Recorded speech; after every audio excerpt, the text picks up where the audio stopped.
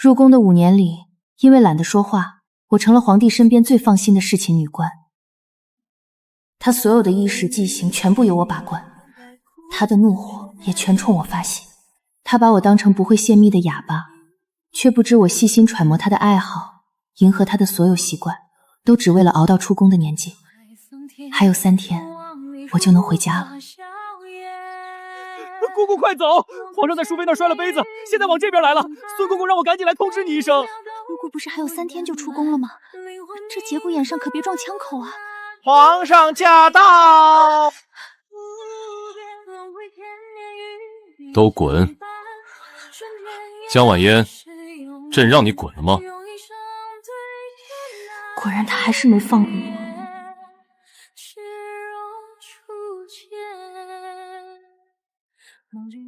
这是什么？得遇良人。看来你人还没出宫，往后的日子就已经安排好了。还有3天，你就要见到你的情郎了。你是不是做梦都盼着这一天？说话呀！你哑巴了？朕忘了，你的确是个哑巴。朕最讨厌这副生死看淡的模样，打不还手，骂不还口。朕在你眼里，连让你生气的资格都没有。你给朕铺了5年的床，朕从未碰过你。今天朕就好好跟你说说话。真没想到整整5年了，你第一次求朕居然是为了出宫，你就这么想走？朕到底做错了什么？你们一个个的都想离开朕。说话呀！只要你开口说1个字，朕就放过你。淑妃娘娘，你不能进去！滚开，狗奴才！小蹄子，在勾引皇上，看本宫不打烂你的脸！够了，滚吧！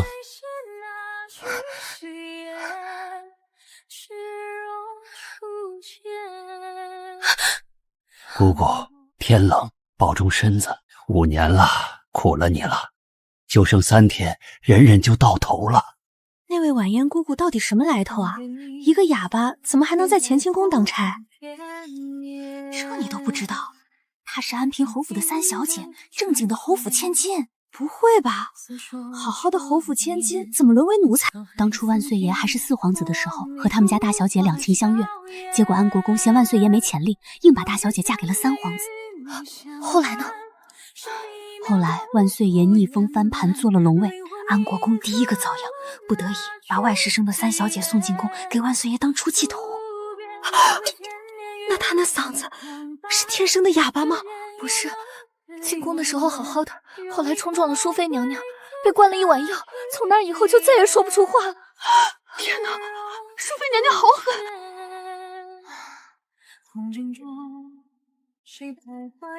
还有2天，昨晚的事不能再发生。今天我晚一点过去，算着他上朝的时辰，只要不和他撞上，应该就能躲过一劫。过了今天就剩2天，你是不是以为躲着朕就能平安度过？皇上，该上朝了，文武百官都在太和殿候着了。趁着他上朝的间隙，赶紧把寝宫的里里外外收拾妥当，省得再碰见他。姑姑，师傅说你姐姐惹皇上发了大脾气，叫你收拾完赶紧出去，别又和皇上撞上。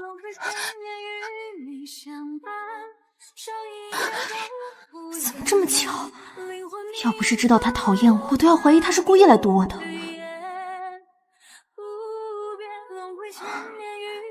还好，还好。床是谁铺的？床是我亲手铺的，铺了5年，不可能出差错。他不过又在找借口为难我。床上掉了根头发，是谁的？怎么，觉得朕在刁难你？朕没那么无聊，自己去看。一根头发掉在这么大的床上，和大海捞针有什么区别？找不找得到不重要，他要的只是看我低头。5年前的夺位之战，4个兄弟他杀了3个，还有1个是和他一母同胎的亲哥哥，被他终生幽禁在冷宫。这位帝王从来就不是良善之辈，父亲用阿娘的命逼我入宫，替姐姐挡他的怒火。姐姐的庶君，就是被他关在冷宫里的三皇子。皇上，靖王妃在宫门外晕倒了。姐姐，居然是姐姐救了我。婉言姑姑，皇上今儿个怕是睡不成午觉了，你快回去歇着吧，晚上再来伺候。你怎么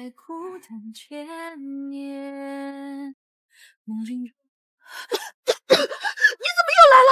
这里全是病人，万一过了病期，皇上跟前没人伺候不说，你自己也遭罪。你还有2天就出宫了，千万不能生病。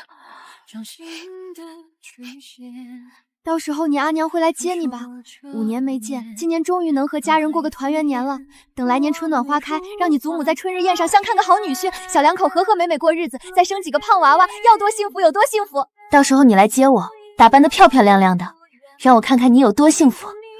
你也快了，明年这个时候你也能出去，到时候我来接你。多大了还拉钩，幼不幼稚？我们一定能过上好日子的。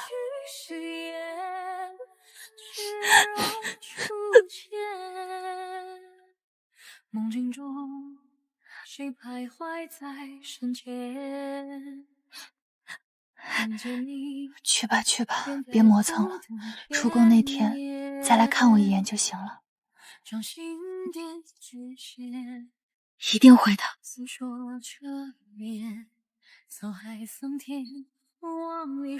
过来，给我更衣。从前更衣的差事都是太监做的，他从不让宫女近身。可他是皇帝，让我更衣也好，让我去死也好，都不过一句话的事。你的手倒是比那些太监轻。你在抵触我？我不信，除非你证明给我看。过来，你躲什么？朕平生最讨厌口是心非的女人，你和你姐姐一样，都是骗子。你就知道磕头，除了磕头，你还会什么？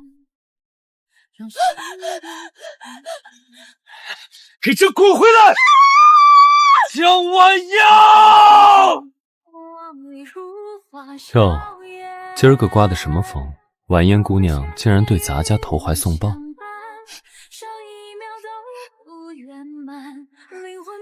莫不是新月咱家？徐长锦这个时候过来，所谓何事？东厂查到了大皇子余党的线索，臣特地来和皇上说一声。臣好像来的不是时候，皇上在和婉嫣姑娘玩老鹰捉小军吗？少胡说！跟朕进来，让他给朕到殿外跪着去。朕不叫他起来，就给朕一直跪着，死也跪在那儿。我的亲娘哎，吓死我了！我还以为皇上今晚要杀人了。哎呦，我的好姑姑，刚刚不还好好的吗？你怎么又把万岁爷给招惹了？哎，你呀，你就倔吧。这宫里，咱们做奴才的，有几个人的膝盖是完好的？咱们11、12岁进宫，大冬天也是这么生冻着。姑姑好歹是15岁及笄才进来的，少受了几年罪。可姑姑还有2天就要出宫了，这要是把腿跪残了，以后出去了怎么嫁人啊？皇上，大皇子那些旧部的名单，臣已经核实过了，随时可以。外头的风是不是起大了？回皇上，起风了，还夹了冰霜呢。师傅，您看姑姑，她都在打晃了，再这么冻下去，膝盖就真废了。闭嘴！万岁爷罚的跪，谁敢去求情？现在只能盼着里头那位掌印大人能带点好消息，让龙颜大雪。皇上一高兴，兴许就把姑姑给忘了。哎呦，师傅！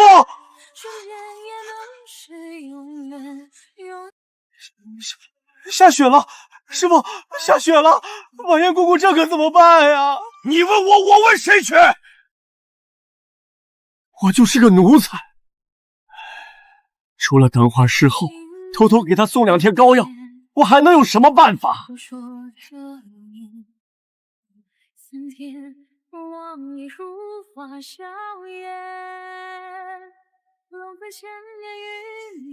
掌印大人，您和皇上议完事儿了？下雪了。是啊，今年的第一场雪。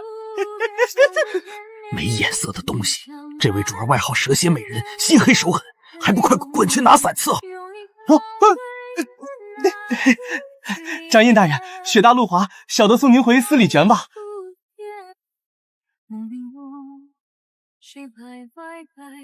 不必了，洒家自己来。掌印留步！孙总管有何吩咐？吩咐不敢，奴才是想求您一件事。瞧这雪下的，长兄发慈悲，去和皇上求个情呗。婉言姑娘，起来吧，皇上恩准你回去歇着。我的天，原来皇上早开恩了，他竟然故意扣着不提，让姑姑白白多动这半天，要死啊你！姑姑当心！婉言姑娘可得当心些，若是摔伤了残了，你可就没法伺候皇上。再坚持一下，他正日夜兼程往回赶，说要赶在你出宫那天到宫门口接你。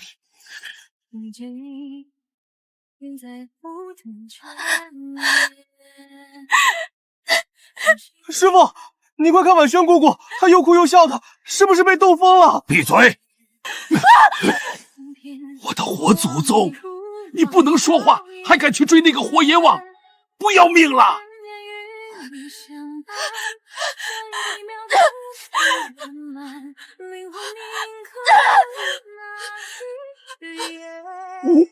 五年？你是说5年前那个承诺？是出宫来接姑姑的那个人，他没死，他真的没食言。姑姑，忍住！不管他现在到哪儿了，你千万别去问掌印。只要人活着，咱们就熬出头了。师傅，连影子都看不见了。看不见就对了。走吧，咱们姑姑的苦日子算是熬到头了。姑姑，这灯您拿着，雪天路滑，师傅怕您摔着，特意让我送来的。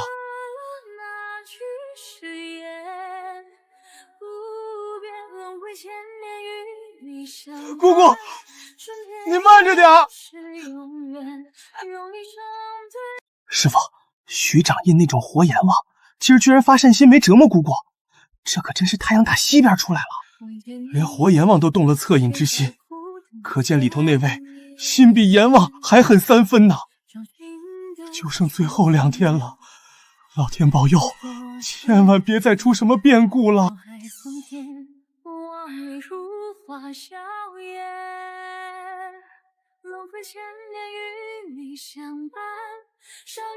姑姑，婉言姑姑，您歇下了吗？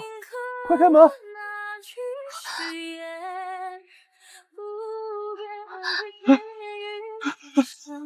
冷死我了！姑姑，师傅让我给您送来的，这壶热水您今晚喝，这汤婆子您塞被窝里，明早剩下的温水刚好能洗脸。我不做了，还得赶回去伺候万岁爷呢。这膏药您睡前一定贴在膝盖上，师傅说最管用了，千万别落下病根。姑姑，师傅说了，这宫里再冷，也有咱们惦记着您。外头那个人也正往回赶呢，您可一定要坚持住啊！再冰冷的地方，也有真情在；再绝望的境地，也蕴藏着希望。比如孙总管、小福子、徐清香、雪莹，还有那个正日夜兼程向我奔赴而来的人。我只要再坚持一下，再坚持一下就好了。婉言姑姑，今儿万岁爷不早朝，你怎么起这么早？嘘，皇上歇了，整个紫禁城都在偷懒，但我有个地方非去不可。第一场雪来得这么凶，这个冬天必定难熬。哎呦，我的姑姑，这地上的雪都快过膝盖了，您这是要去哪儿拼命啊？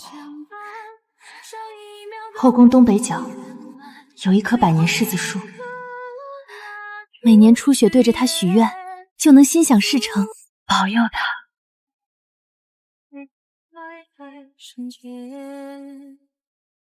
一定要平平安安的出现在宫门口。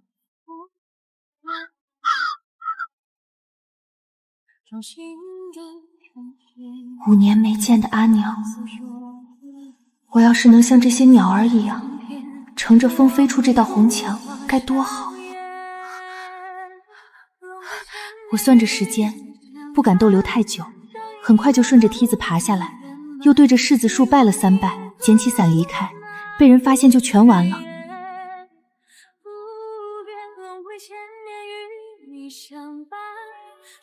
小福子，奴才在。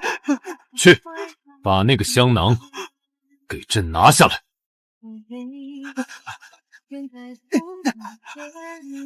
皇上，取下来了。想飞，朕没松手，你往哪儿飞？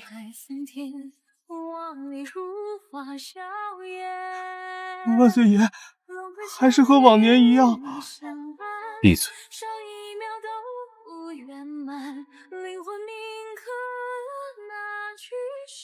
平安，整整5年了，年年都是平安。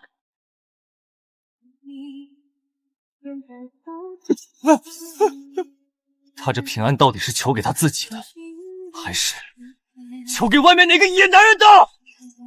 奴才不知，奴才不敢妄言啊，皇上。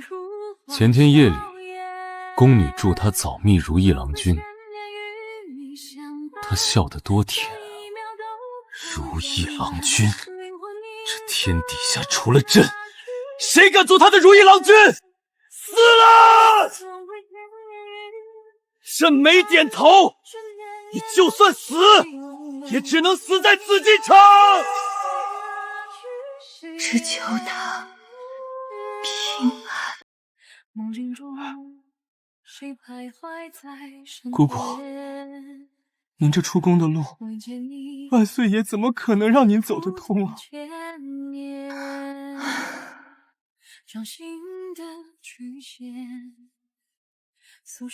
姑姑，您没事吧？外头冷，您赶紧回去歇着吧。谢谢你，狮子神。5年来，你从未忘记过我。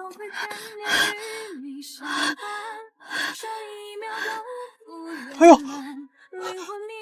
婉言姑姑，您怎么这会儿跑来了？找万岁爷？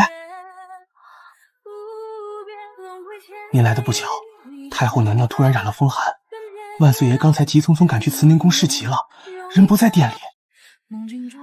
阿弥陀佛，躲了他这么多次，今天终于成功躲过去一回。是不是狮子神真的显灵了？保佑我，接下来的日子，直到出宫前，都顺顺利利，平平安安。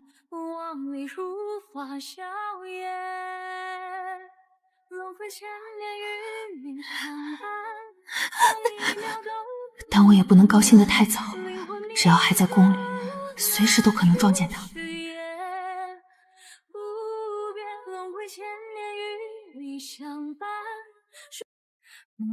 狮子神，方才多谢你救命，接下来也不能松懈，至少再保佑我3日。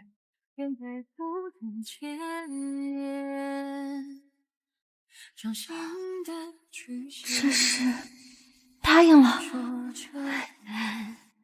有狮子神保佑，这次一定能平安出宫。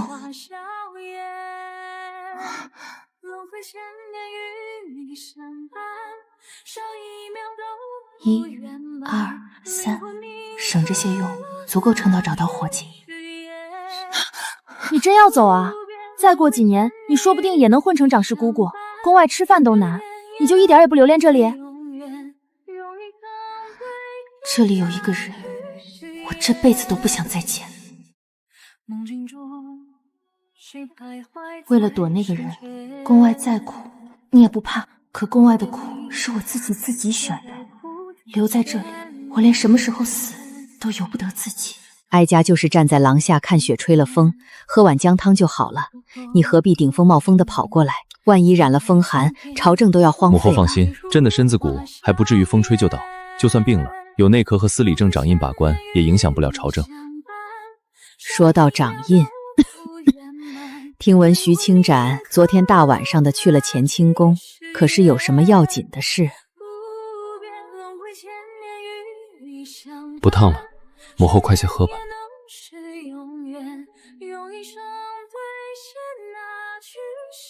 这蜜饯甜是甜，可这心里头是苦是甜，哀家自己也说不清了。皇帝夺位后，有儿子的太妃都被送去给先帝守灵了，害死皇帝母妃的容嫔更是给先帝殉了葬。唯独哀家这个抚养过他孪生哥哥的皇后成了太后，被他当亲娘一样敬重着。所有人都说皇帝做到这份上实属无可挑剔，只有哀家自己心里清楚，这份敬重不过是做给旁人看的。后宫不得干政，方才是哀家多嘴了。母后言重了，您是关心儿子。母后喝了药且睡一会儿，儿子晚上再来看您。你忙你的，没时间就不要来了。都说天家无情，帝王薄幸，他这一躬身行得比谁都标准，可越是标准，越叫人心惊。娘娘不是要问那个晚宴的事吗？怎么却只字未提？我是想问来着，可皇帝那双眼睛实在叫人害怕。倘或他没有那个心思，我一问反倒让他上了心，岂非弄巧成拙？这倒也是，咱们万岁爷是颗别扭性子，专爱跟人反着来。你也不是他亲娘，哪里管得了他？行了，别说了。徐清角的眼线遍布内宫，胭脂咱们身边没有他的线人。这话要是传到皇帝耳朵里，他是不会给咱们留情面的。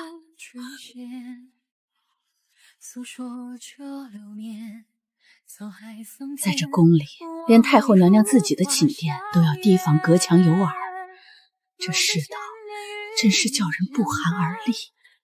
说来说去，都怪那江婉仙生得太出挑，东西12宫的主子娘娘没一个比得过她。她在宫里一天，那些娘娘们就得提着一天的心，生怕她哪日被皇帝临幸了，把他们都压下去。是呢，各宫娘娘都在盼她出宫，比她自己还上心，眼瞅着就剩3天了。可偏偏前天晚上幸好淑妃去得及时，否则生米可能真煮成了熟饭。昨儿晚上皇帝又与她拉扯，还好徐清暖去了，可她也不能次次都这么好运。剩下这2天，谁也不敢保证还会发生什么。皇上，都晌午了，该用膳了。子信饿坏了龙体。再批完这2本。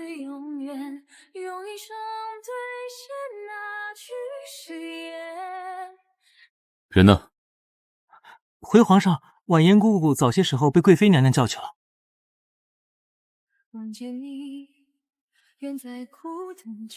朕说了是谁吗？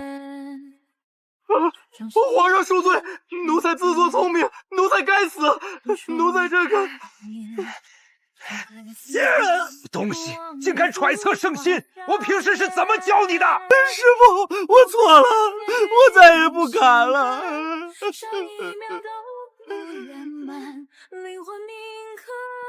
朕又没提名道色，怎么倒像谁都知道朕问的是谁？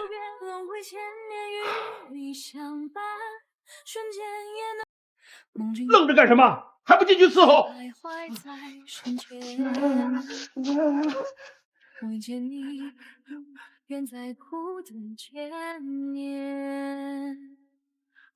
呦，这个真是内壶不该提内壶，一句话没说对，摔得骨头都快散架了。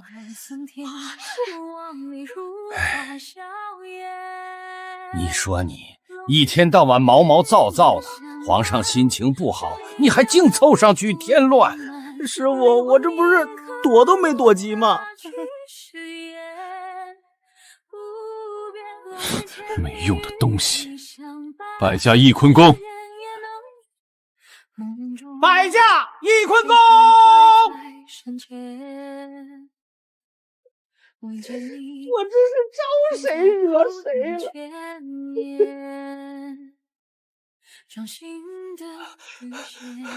娘娘，皇上的圣驾往咱们这边来了。皇上一年到头也不来看他几回，这回好不容易来了，只怕也不是为了他。娘娘，这可是天大的喜事，皇上多久没往咱们翊坤宫来了？罢了，帮本宫更衣吧。都说本宫只要怀上龙种，皇后之位就是本宫的。可皇上一年到头也来不了几回，本宫这龙种是怀给谁看的？娘娘，这话可不敢乱说。5年了，皇上碰都没碰过她一下。要说喜欢，本宫是不信的。可要说不喜欢吧，别人碰一碰她就急成这样。这5年里，皇上陆陆续续纳了不少妃嫔进来，一个个明争暗斗，可从没见皇上为哪个吃了亏的妃嫔出过头。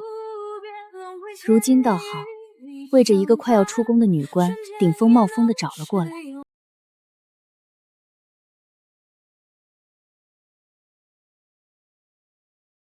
不管怎么样，皇上难得往这边来一趟，本宫得打起12分精神应付才是。皇上这会子不该是歇午觉的时候吗？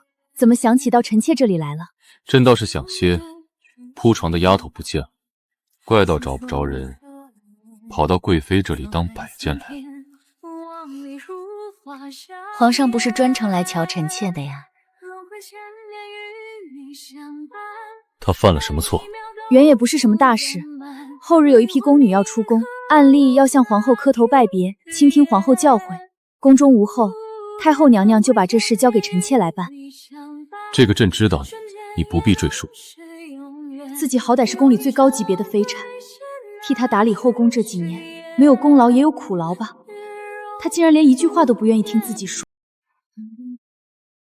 回皇上的话，因为江婉嫣也在这批出宫人员名单里，她就和其他人一块来给臣妾磕头。可她笨手笨脚的，不小心撞到奉茶的宫女，打碎了茶盏。那套茶盏是去年臣妾生辰时皇上送的，臣妾喜欢的紧，谁知就这么被他打碎了。皇上说臣妾该不该罚他，若非看在他要出宫的份上，臣妾早就让人打他板子了。一只茶盏罢了，值得这么大费周章。朕倒是不知道兰贵妃何时如此计较了。小福子，去把人带过来。奴才遵旨。姑姑，皇上传您了，可算是熬到头了。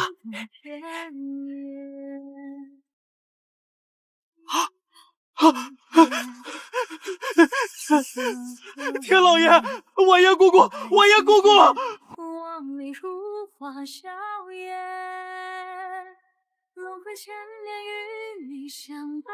皇上，婉言姑姑冻僵了，不会真的出什么事吧？她跪了多久？贵妃心里没数吗？这也没跪多久啊，臣妾也没想到她这么不惊动。没想到，贵妃倒是什么都没想到。愣着干什么？还不快把人抬到暖阁里去！你去太医院请太医过来，你去烧热水，赶紧的，人命关天！皇上要是不放心的话，就进去瞧瞧吧。朕堂堂一国之君，管一个宫女做甚？朕没空，你守着。醒了让她回去伺候，死了尸头发还江家。这么说，皇上这是不怪罪臣妾了，多谢宽容，臣妾恭送皇上。福公公要不要进来坐，暖和暖和？奴才这一身风雪，不敢弄脏娘娘的宝地，人醒了劳您给递个话。那好，那本宫就先进去了。等会儿人要是醒了，本宫让人告诉你。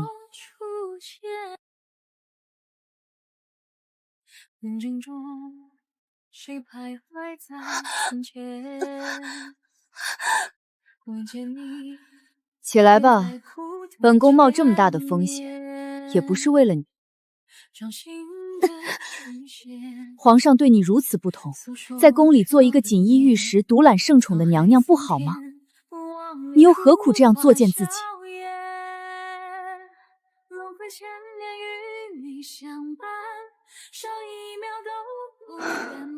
皇上没那么好骗，留了小福子在这里守着，你躲过无限，晚上他只怕还是躲下看，到时候让谁去救场？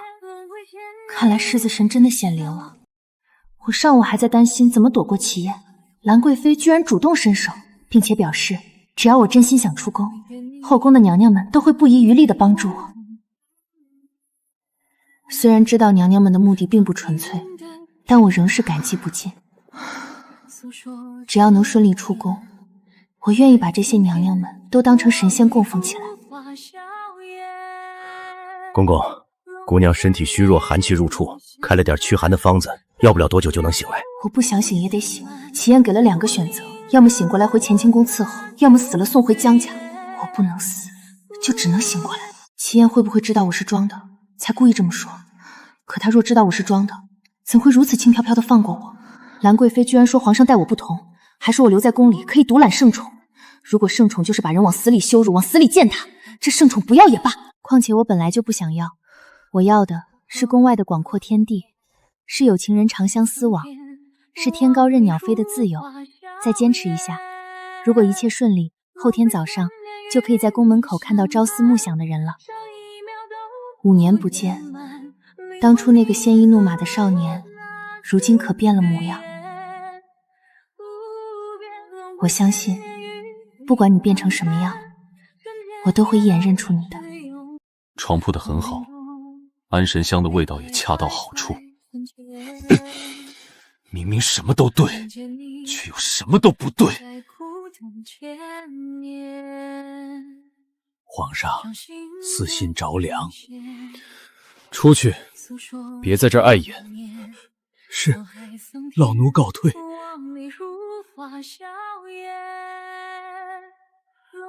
唉，这可如何是好？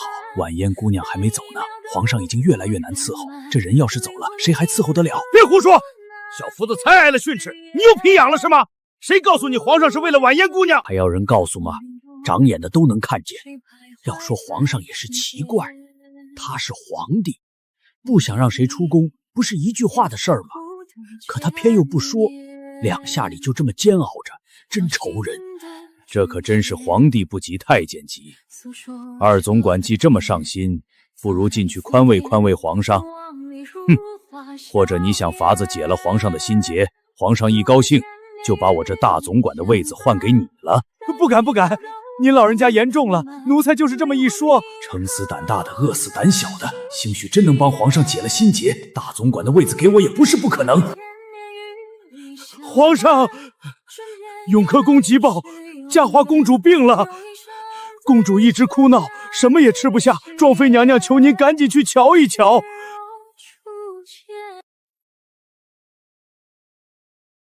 怎么又病了？皇帝登基5年，膝下总共就这么1位公主，是整个紫禁城的活宝贝。平时有个风吹草动，河宫上下都跟着提心吊胆。娘娘，皇上起驾永安宫了，你去吧。趁着皇上不在，差事做完，赶紧回直房。庄妃为了你，把小公主都堵上了，你可要争点气，不能再出岔子。婉嫣姑姑，您当心脚下，再坚持坚持，明天一过，您就可以出宫和家人团聚了。所有人都鼓励我再坚持一下，只要今晚能顺顺利利度过，剩下的一天就好办了。婉嫣姑姑不等皇上回来吗？皇上中午没见到你，发了好一通脾气，只因床不是你铺的，他连午觉都没睡。你说说，你要是走了，叫皇上如何是好？要我说，婉嫣姑姑干脆不要出宫了，就在宫里陪着皇上多好。别看皇上平时不吭声，其实片刻都离不开你。哎呀，我说胡公公，您老人家就少说2句吧。婉言姑姑出宫和家人团聚是好事儿，你干嘛一个劲儿劝人留下？像您这种公公，想出还出不开呢。撒手！小兔崽子，你抱着我干什么？我出不去，你就能出去了？滚一边去！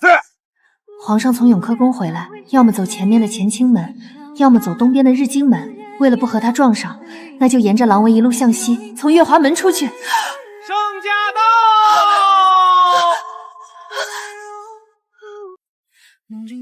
皇上不发话，咱们是停还是走啊？孙总管，皇上撇下小公主，急急忙忙赶回来，还特地绕了一大圈从月华门走，明显就是为了堵人。现在人被堵到了，又一言不发，到底要怎样？哎呦，皇上，您可算回来了！您不知道，婉言姑娘正满世界急着找您呢。不要脸的东西，溜须拍马，削尖脑袋想往上爬，连一个可怜的哑巴都不放过，真不是人。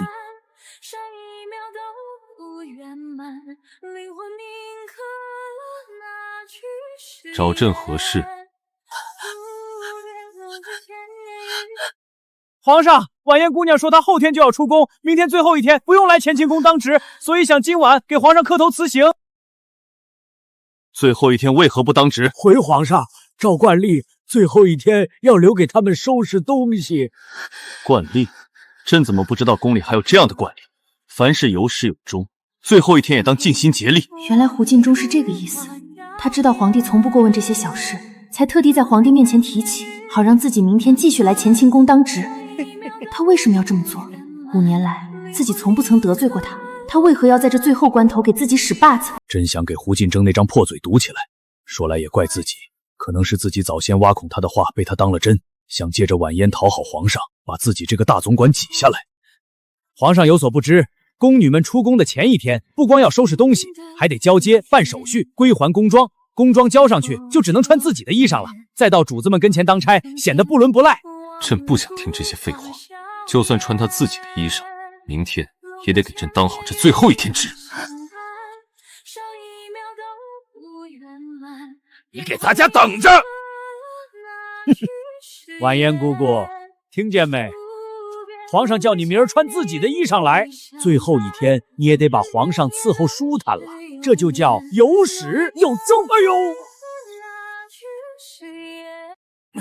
真是不识好歹！呸！咱家可是为了你好，等你将来当上了主子娘娘，还不得乖乖跑来感激咱家的良苦用意？5年了，家里连半句问候都没送来过。这物件是前几天徐清少悄悄让人送来的，说是留给我出宫那天用的。我本想着出宫那天带上它，干干净净的去见他，和他重新开始。可现在我却步步先带着他去讨好另一个人，5年都有惊无险的熬过来了。姑姑，皇上回寝殿了，孙公公催您快些过去伺候呢，晚了又要惹皇上生闷气了。为何到了最后关头却是如此的难熬？帝王心，海底针，这大物就像一头巨兽，要把我和整座紫禁城都吞没。我的未来也和这公道一样，陷入无边无际的雾里，看不真切。心绪早就平复了，我知道躲不过，明天是什么光景，我不敢想。你倒是越来越懂规矩了，进去伺候。他肯定听见了小福子的话。他皱眉了，看着我这满头冰霜的狼狈样子，是不是又觉得晦气了？还是说我这张脸又扫了他的兴致？我知道他在透过我看谁，他一定觉得我和姐姐长得有几分相似，可姐姐是天生娇贵的牡丹，我只是原野上采不死烧不完的杂草，所以他折磨起我来才如此肆无忌惮吧。皇上，时辰差不多了，莫要误了早朝。孙公公的声音终于打破了这要命的死寂，我以为我终于能逃过一劫了。不要因为是最后一就给朕偷懒。朕中午回来若见不到你，就是你玩物职守。中午见不到我，就是玩忽职守。他这话是什么意思？我的心突然空了一块。这最后的半天，他到底还想干什么？按理说，他今天最后一天，原本都可以不用过来当差的。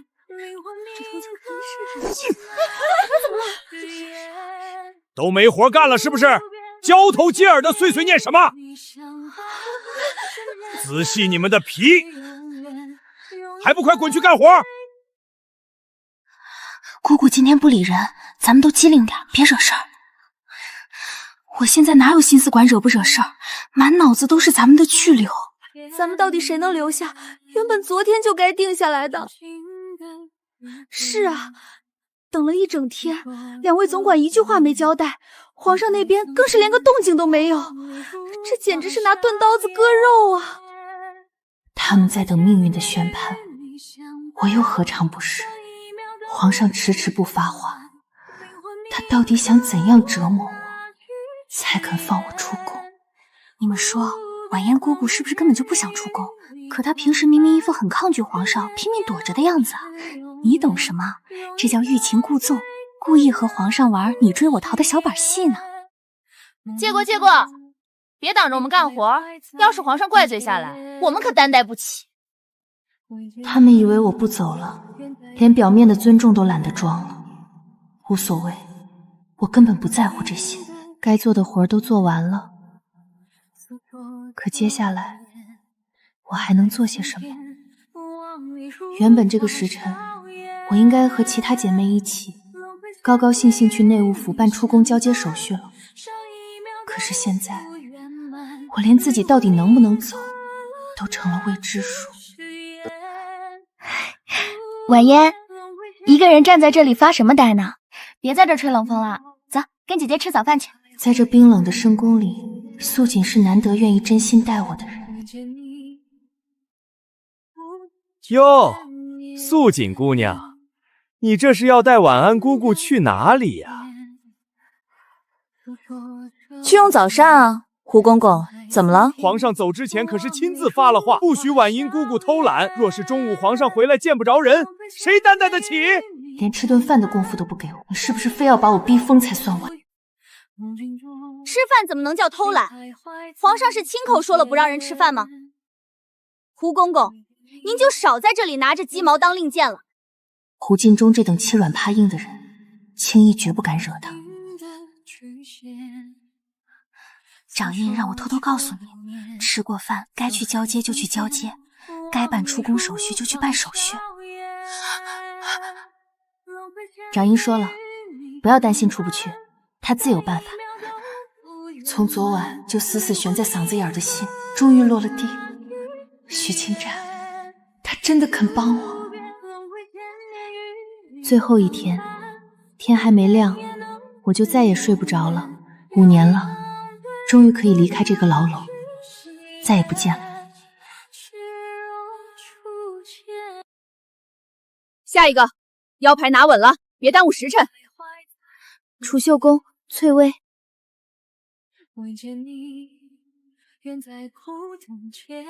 乾清宫，江婉嫣。行了，过去吧。竟然这么顺利，齐燕真的没有派人来拦我。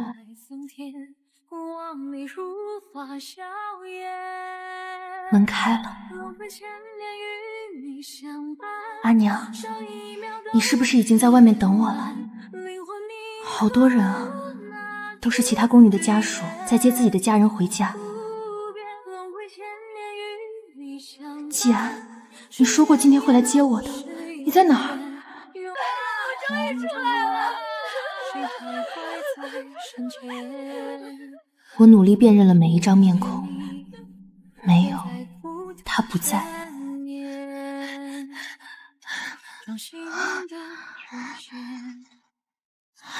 婉嫣，快看，这是外面刚刚递进来的加急信，说是给你的。途中玉匪受伤，滞留汝宁府，短期内无法赶来。怎么会这样？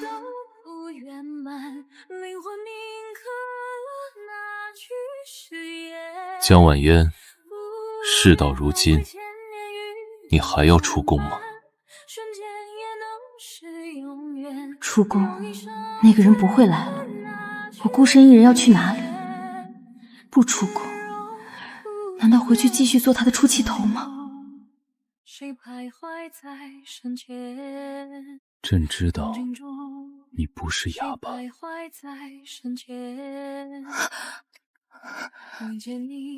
淑妃当年灌你的那碗药，朕第2天就让太医查过了。那药最多3个月就会失效。可你选择继续装下去，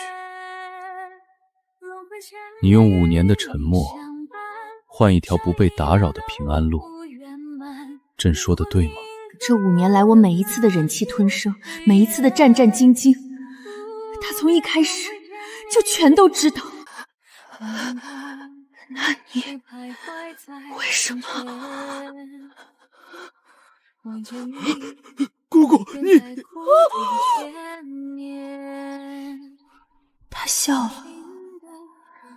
那一瞬间，我看到的不是暴君，不是杀神，而是一个被困在龙椅上，孤独的让人心疼的年轻人。为什么？因为朕想看看你到底能忍到什么时候。我想起每年初雪我去挂香囊，他总是把写着平安的纸条撕碎扬进风里。那不是恨，是不甘。他不甘心我宁可装5年哑巴，也不愿多看他一眼。那些巧合，纸坊里突然多出的炭盆，生病时破例来的3个太医，淑妃每次欺负我之后总被无故禁足，他全都知道。他根本不是离不开我铺的床，他是怕我不在他眼皮子底下会被别人欺负。齐言，你是个疯子吗？朕不拦你，你想走，朕放你走。他转身了，他一如既往的威严，却也一如既往的孤独。就算拥有天下，他也留不住一个想走的人。梦境中，谁徘徊在皇上！闻见你，愿在苦等千年。我不能就这么走。如果我今天踏出这道门，我和他之间就真的只剩下一个荒唐的笑话了。不是哑巴，也不是谁的出气头。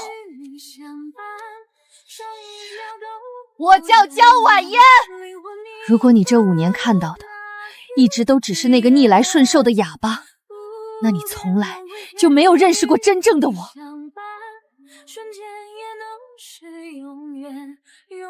我不走了，但你要亲口告诉我，为什么不想让我走？他看了我很久，也没有说话。完了完了，敢这么逼问皇上，皇上这是要发怒啊！姑姑命苦啊，这下死定了。久到周围的人都以为他要大发雷霆，将我碎尸万段。这一次我没有躲，这是5年来他第一次如此温柔地靠近我。因为你走了，栾妍妍，这宫里就没有人了。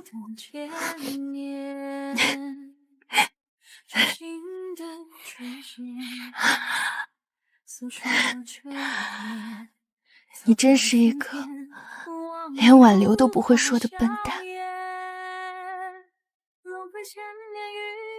那条通往宫外的路依旧在那里，可我被一个不会说情话的暴君笨拙地抱在怀里，竟然第一次觉得这里不再是牢笼了。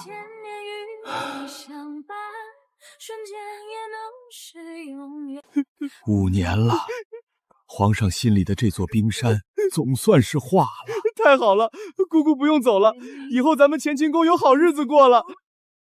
江晚烟，江晚烟，既然选了留下，就好好活下去吧。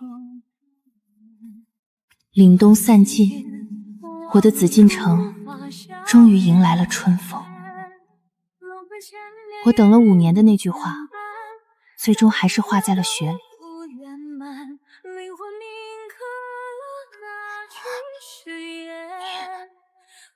怎么了？你什么时候知道我不是哑巴的？你入宫第3个月。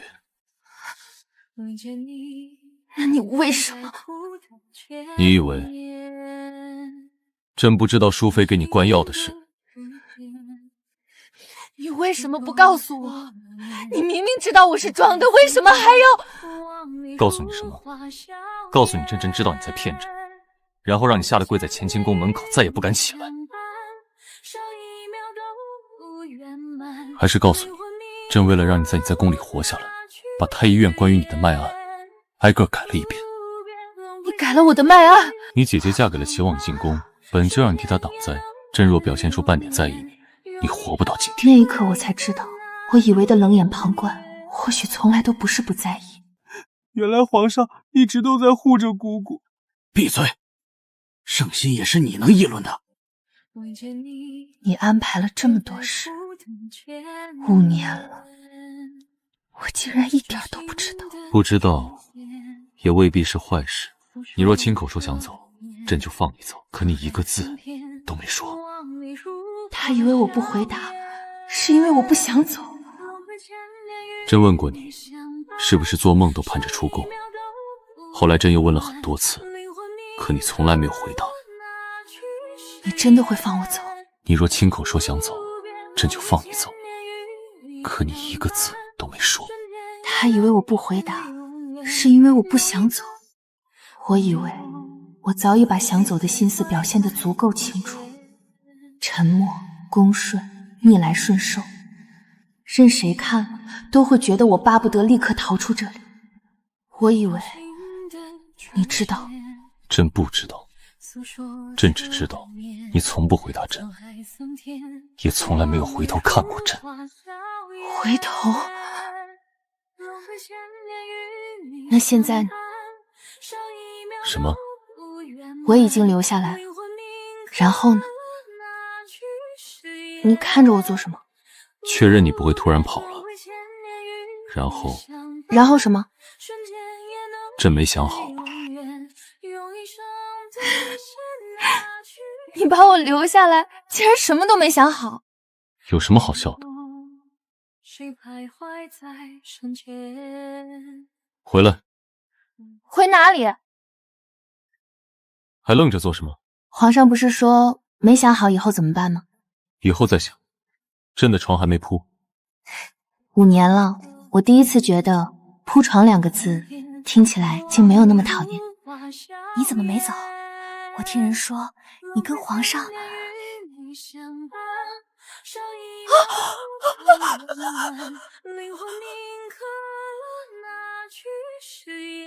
过来。朕明天早朝会下旨，封你为贵人。贵人？后宫妃位从贵妃到答应，贵人排在第几档？从1品。贵妃之下，妃嫔、贵人。贵人是从1品，那是正2品以上大员才能取得70品级。你一上来就封我从1品？嫌低，那朕改主意，封妃。我不是这个意思。后宫娘娘们熬了多少年，我一个昨天还是宫女的哑巴。你不是哑巴。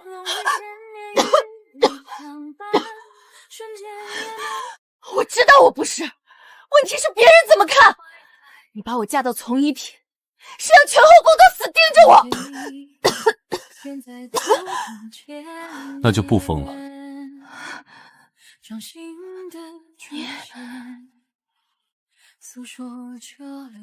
直接封皇贵妃。各封为贵人，加恩暂居乾清宫西暖阁，钦此。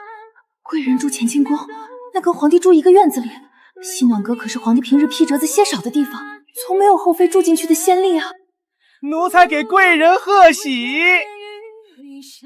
娘娘，住进西暖阁，您可是这大元朝开天辟头头一份的独宠啊！这太招摇了。梦境中，谁徘徊在身前？梦境中，谁太不真实了，感觉在做梦。昨天我还在神武门前等季安，今天我就成了这宫里最让人眼红的女人。娘娘，兰贵妃下午请您过去一趟。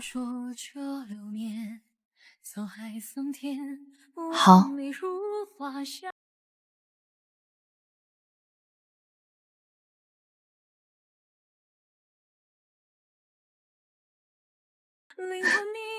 装了整整5年，你果然不是个哑巴，